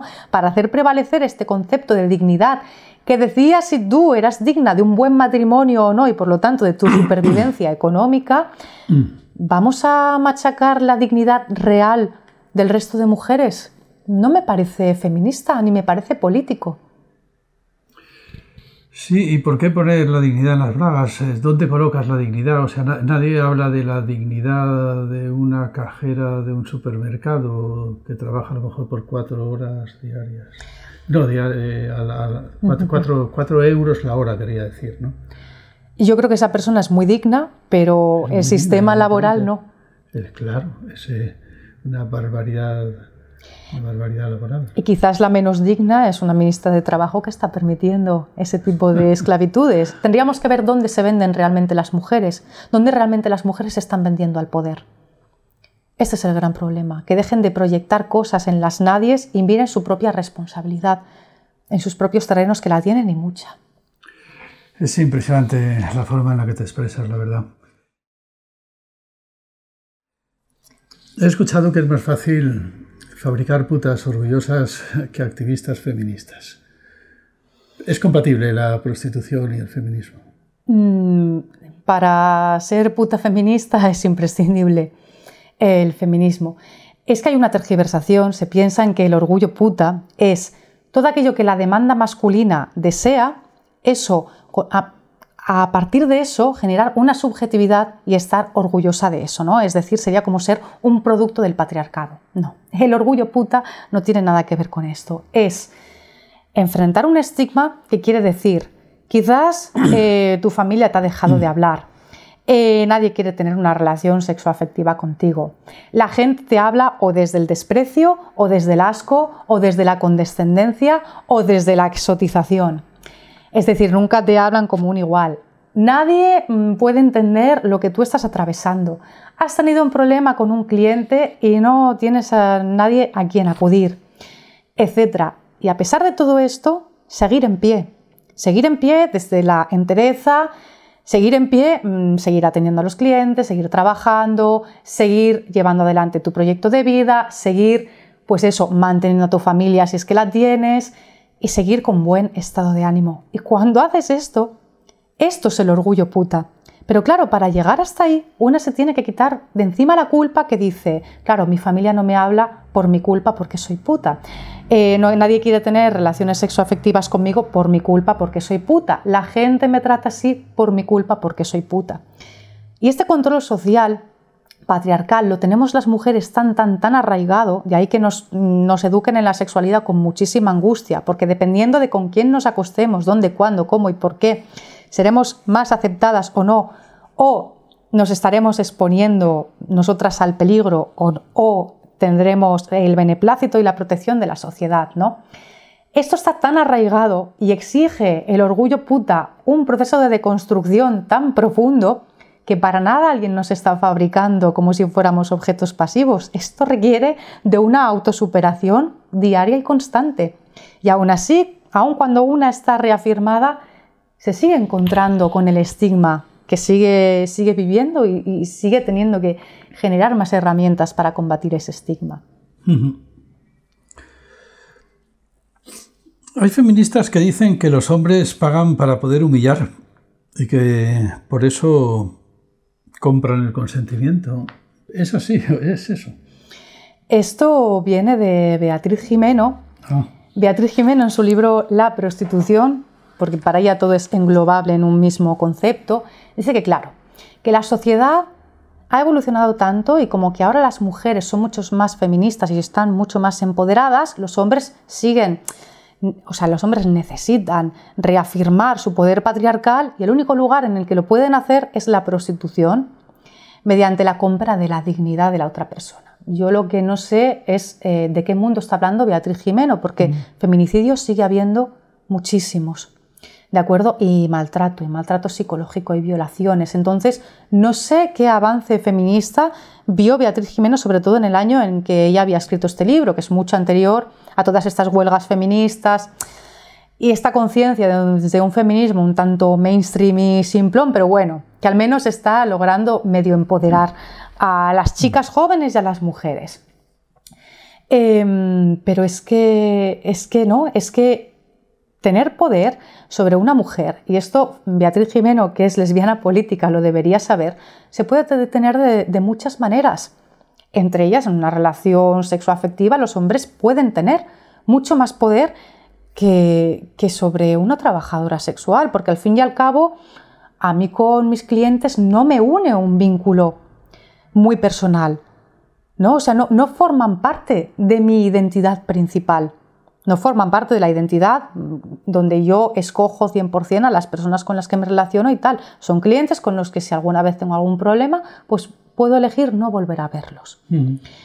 Entonces, no. De ahí a que sigan concibiendo que determinada sexualidad que no está ligada al afecto o al deseo, como ella dice, sea humillante, pues esto ya es otro tema. Es otro tema.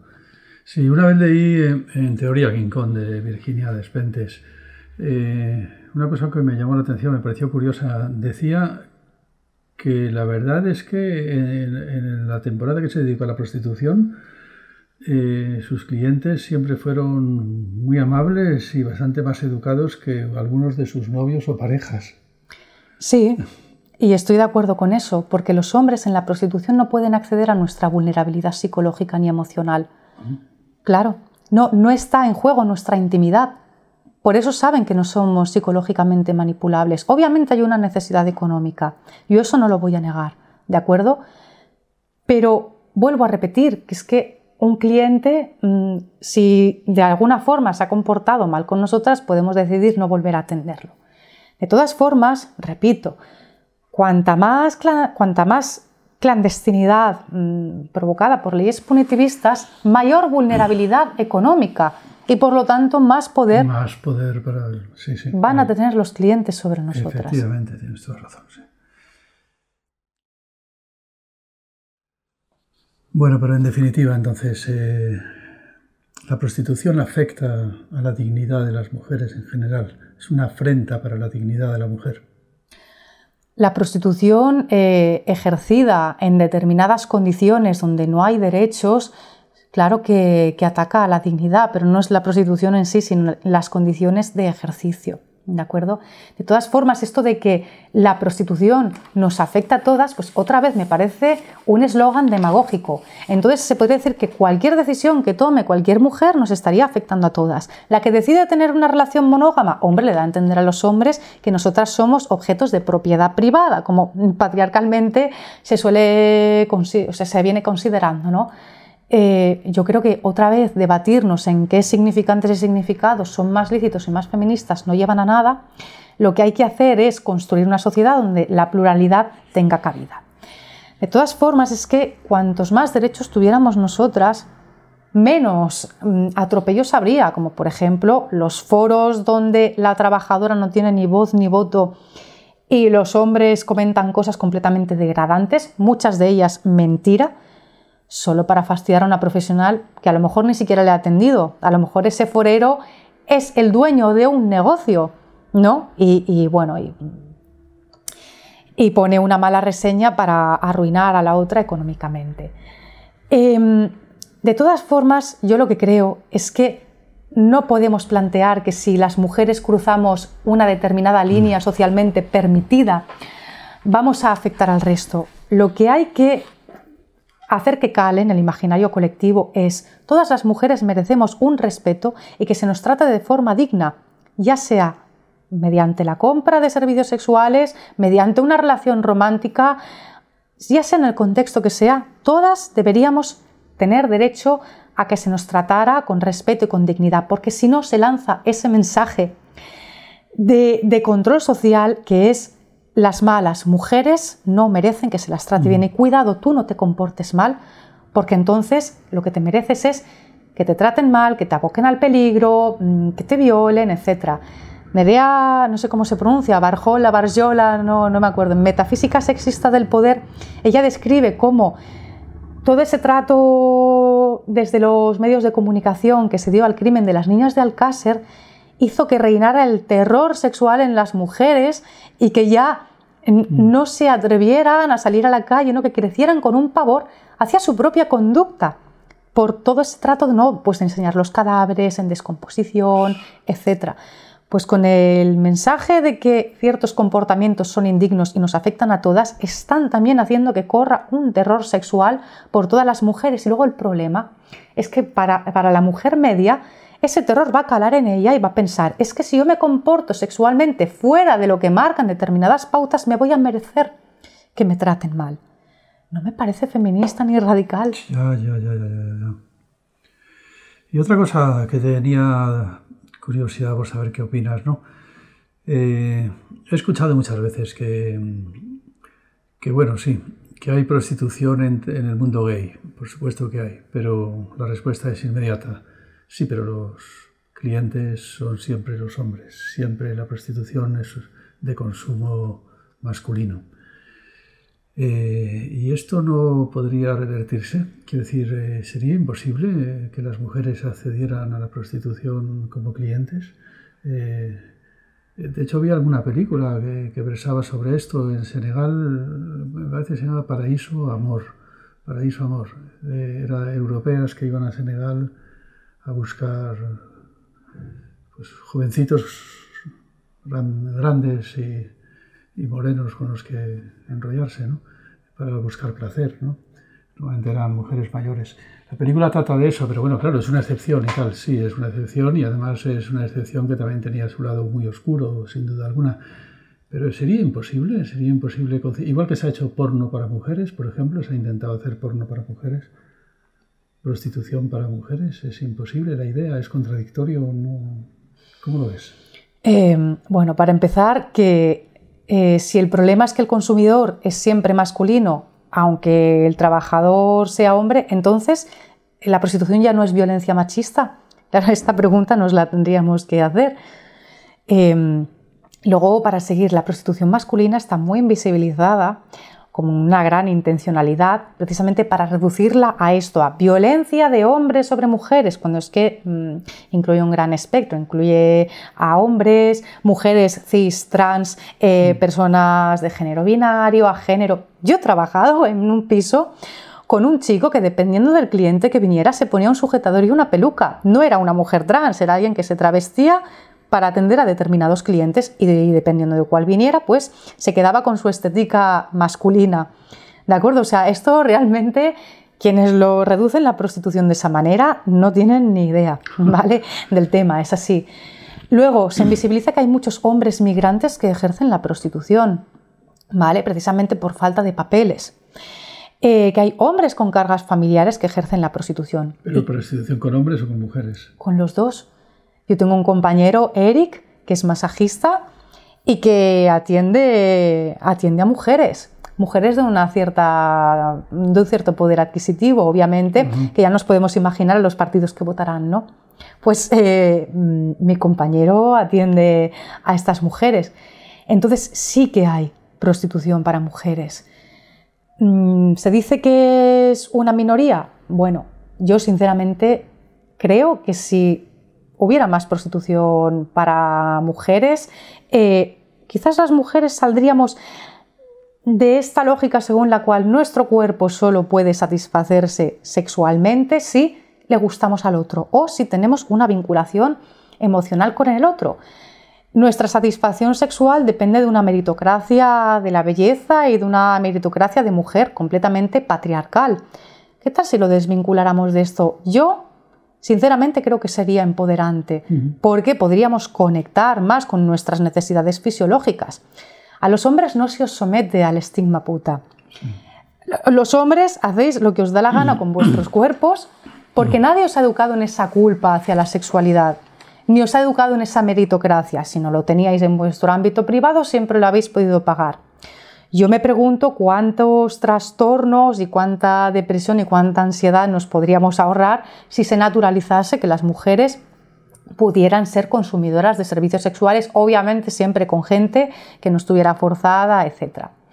Y luego, acerca del porno para mujeres. Bueno, yo no sé qué es porno para mujeres, igual que no entiendo qué es un deseo femenino. Tengo por ahí un libro que se llama así. Ya, pero lo estoy cuestionando. No entiendo lo que es un deseo femenino. Entiendo lo que es un deseo patriarcalmente construido para mujeres. Pero sí quiero reivindicar la labor que hacen mis compañeras como Anneke Necro, como María Rayot, que ellas hacen películas porno desde una visión transfeminista y entonces pues sacan cuerpos que no son normativos, prácticas que no tienen por qué ser lo típico que vemos en el porno mainstream, etc.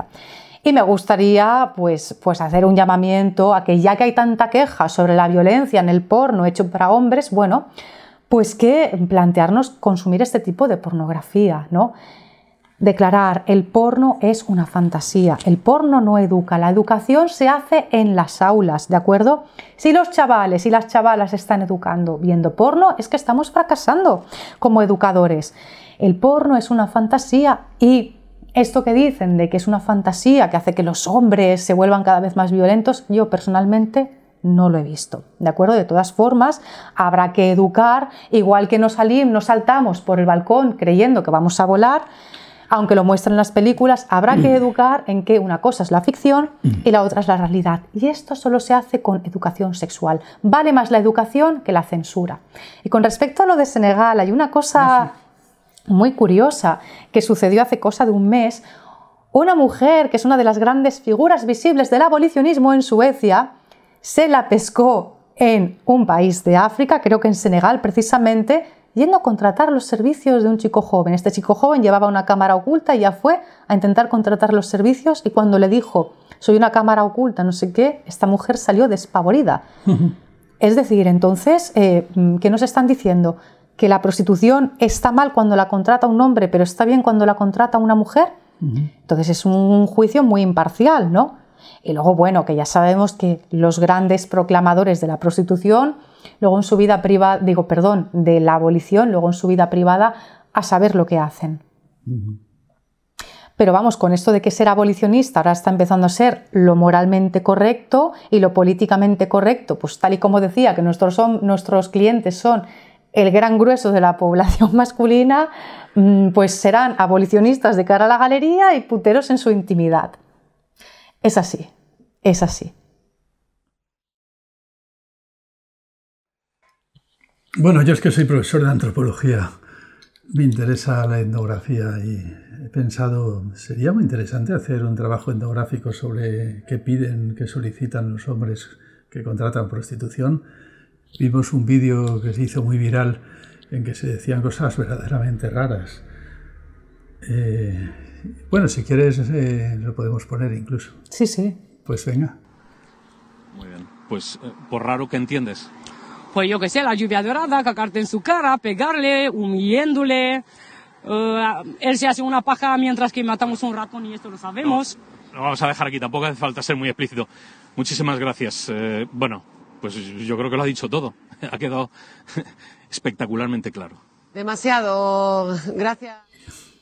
Bueno, yo si hiciera una etnografía sobre filias, la verdad es que estaría contradiciendo todos mis planteamientos políticos, ¿no? O sea, realmente la categoría de filias ya denota que hay una sexualidad normal, una sexualidad que no es normal, y que por lo tanto hay una sexualidad que controlar y que reeducar para que entre dentro, bueno, de lo socialmente admitido. Pero más allá de esto, es que, al menos desde mi experiencia, los clientes son bastante normales. Normales en el sentido de la normalización. Desde mi experiencia, pues no suelen pedir todas estas prácticas que ha dicho esta chica. También porque yo no lo ofrezco. Claro. ¿De acuerdo? Pero de todas formas, es que nuestros clientes son el hombre cis medio. Entonces, si el hombre cis medio está pidiendo todas estas prácticas, ¿será también que tiene una sexualidad que practica en su casa y que no contradice su identidad de hombre socialmente aceptable y luego necesita otros espacios donde poder experimentar otro tipo de sexualidades? Claro, esto me lleva a plantearme dos cosas. Una, ¿hasta dónde llega la aceptación en los vínculos de intimidad? Si realmente existen vínculos con personas que se conocen realmente o no, o es otro territorio donde se finge. Y dos, ¿y por qué las mujeres no tenemos también ese derecho a experimentar otras cosas? Ese derecho interiorizado, ¿no? Igual que tampoco tenemos el derecho interiorizado de consumir servicios sexuales. De todas maneras, yo creo que cuantos más derechos tengamos nosotras legales, o sea, desde el punto de vista legal, y también cuanto más empoderamiento simbólico, más seremos capaces de acotar y decir, no por ser puta tengo que ofrecer una práctica que me desagrada. El problema no es si una práctica es anormal o no, sino si realmente a una le supone un gran esfuerzo. Si quiere o no quiere, claro, naturalmente. Eso es. Sí, sí. Y bueno, también querría recordar que uno de los grandes malos entendidos con el debate abolicionista es que ellas están confundiendo ese espacio privado, donde obviamente tiene que haber una escucha de las necesidades, de las emociones, de los sentimientos, de la intimidad de la otra persona, con un ámbito que es puramente comercial. Igual que yo no puedo decirle a una mujer que si su pareja no le paga, la está violando, también es muy ilógico que me digan que como yo no siento deseo, se equipara a una violación.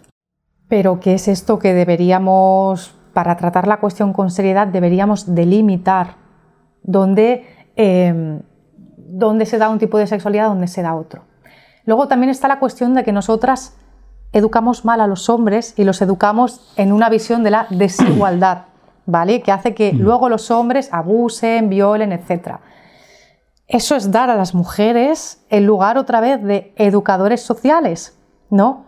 Es dar ese lugar de falso poder patriarcal, cuando es que los hombres son personas adultas y como tales son sujetos y deberían ser responsables de sus actos y deberían saber diferenciar dónde es un lugar de sexo comercial en que vienen a proponerme una necesidad y pactamos cómo se resuelve esa necesidad fisiológica y dónde es un lugar de vinculación más íntima. De todas formas, en ambos territorios debería respetarse siempre los límites, porque más allá del límite lo que hay es una violación. Sin duda. Bueno, Carol, pues llevamos ya mucho rato. ¿Quieres decir algo más? Sí, quisiera decirle algo a los interlocutores, un par de cosas. La primera, yo en ningún momento he escondido las realidades que han conformado mi estigma, ni el estigma puta, ni el estigma de enferma mental. Seguramente muchos oyentes ya escuchan mi discurso desde una óptica distorsionada solo por estas partes de mi identidad, entonces me gustaría decirles lo importante aquí que es la persona que lo está pronunciando o la lógica del discurso. Tendríamos que empezar a plantearnos cuándo estamos estigmatizando a alguien, porque dentro de ese estigma viene una negación de su capacidad de escoger, una legitimidad para escoger y para existir, y el problema es que al final, llevándonos a ese lugar en que se puede ejercer ese paternalismo sobre nosotras, no se aprueba ninguna legislación que nos beneficie, sino todo lo contrario. Nos llevan a la clandestinidad, a la vulnerabilidad, a la precariedad, etc. Entonces, en vuestras manos está mirar a otro ser humano como una persona igual a vosotros, también con su capacidad de escoger, y preguntarle qué es lo más beneficioso para ella y apoyarla. Eso es una lucha política. El resto es ejercer una jerarquía sobre otra persona. Carol, muchas gracias, de verdad, muchas gracias por estar aquí. Me ha interesado a mí muchísimo todo lo que has dicho. Y nada, seguimos en la filosofía en Canal. A los que habéis escuchado, pues vamos a seguir investigando y pensando. Tenéis la posibilidad de dejar comentarios y quién sabe si volvemos a repetir esto o algo parecido. Suscribiros al canal y dar las campanitas y todas esas cosas que ponen por ahí. Hasta la próxima ocasión. Gracias a ti por invitarme y a vosotros por escuchar. Muchísimas gracias, Carol. Muchas gracias.